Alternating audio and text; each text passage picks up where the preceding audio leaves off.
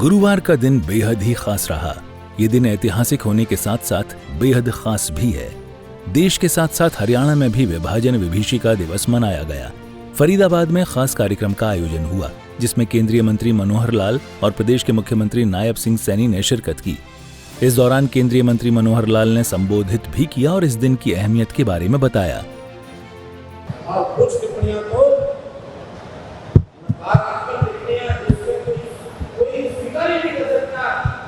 छोटे होते हुए सुना था जो समाज पश्चिम बंगाल को छोड़ के भारत में आया और वो कहते थे पाकिस्तानी आ गया। पाकिस्तान को बना उसके बाद उससे पहले ही जब ये घटना था देश के विभाजन को स्वीकार नहीं करेंगे, हम उधर भारत में समझेंगे जो स्वतंत्र भारत में जाकर रहेंगे। पाकिस्तान के नागरिक को एक भी नहीं थे, लेकिन खिलाने के लिए क्या ये पाकिस्तान में दूसरा शब्द वो करते थे कि रिफ्यूजिया।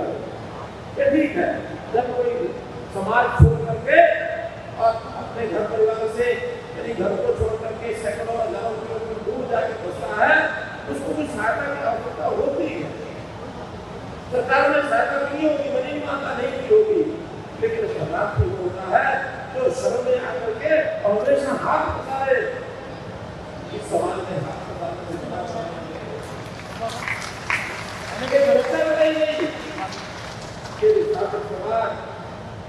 इसको आरक्षण दे दिया गया। जो सुनी बातें हैं जो आज जानते हैं सुन रही है, बहुत मीटिंग उसके ऊपर हुई, लेकिन उसके समर्थन में चंद लोग थे, उसके विरोध में सारा करा हुआ कि आरक्षण नहीं मिलेंगे।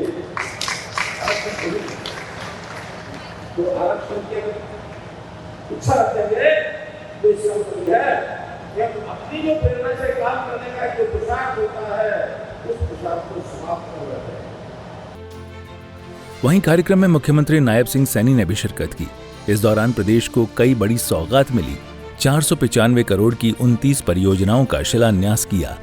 सीएम सैनी ने कहा कि ये दिन 1947 के उस भयानक मंजर की याद दिलाता है जब न केवल देश के 2 टुकड़े हुए बल्कि लाखों परिवारों ने उस त्रासदी को झेला।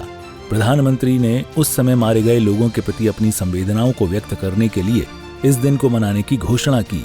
पहला राज्य स्तरीय कार्यक्रम कुरुक्षेत्र में, दूसरा भी कुरुक्षेत्र, तीसरा फतेहाबाद और अब फरीदाबाद में किया जा रहा है। फरीदाबाद को बनाने में पुरुषार्थी लोगों का बड़ा योगदान है। ये दिन दुख और शोक मनाने का दिन है, पर सीख भी देता है। हमें उन गलतियों से सीखना होगा जिसके चलते ये हुआ। हमें धर्म, भाषा के आधार पर बंटना नहीं है। हर क्षेत्र में उन्होंने अपनी मेहनत से नाम कमाया और ऊंचाई तक पहुंचे। हरियाणा को जिस तरह हम देख रहे हैं, इसमें उन मेहनतकश लोगों का बड़ा योगदान है। हमें याद रखना होगा कि जब भी एकता टूटती है तो देश टूट जाता है।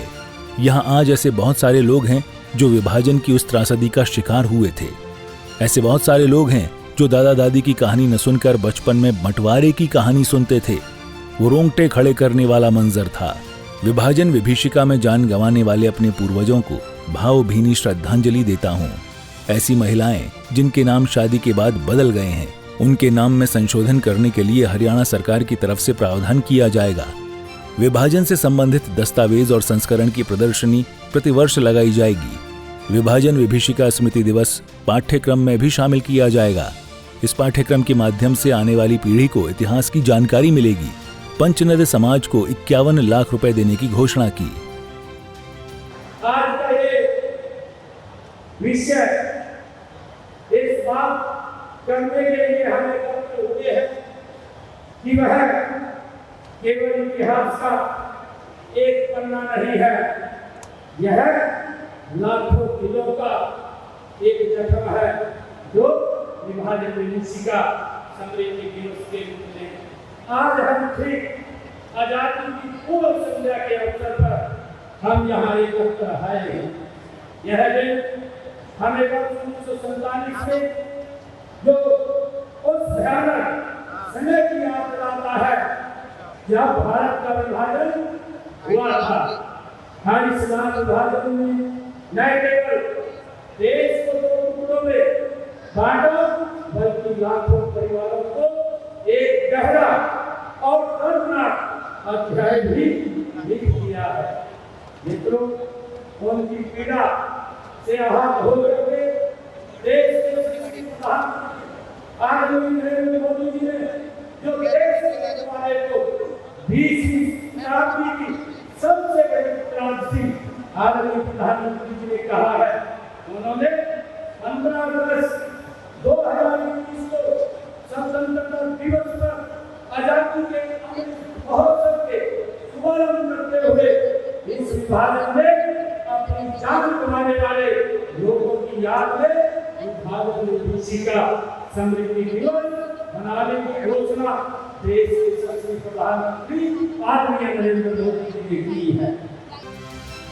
आपको बता दें कि इस खास कार्यक्रम में प्रदेश अध्यक्ष मोहनलाल बड़ौली, केंद्रीय राज्य मंत्री कृष्णपाल गुर्जर, कैबिनेट मंत्री विपुल गोयल, पर्यटन मंत्री अरविंद शर्मा, श्रुति चौधरी, कृषि मंत्री श्याम सिंह राणा, पंचायत मंत्री कृष्णलाल पंवार, विधानसभा के डिप्टी स्पीकर कृष्णलाल मिढ़ा, राज्य मंत्री राजेश नागर, राज्य खेल मंत्री गौरव गौतम मौजूद रहे।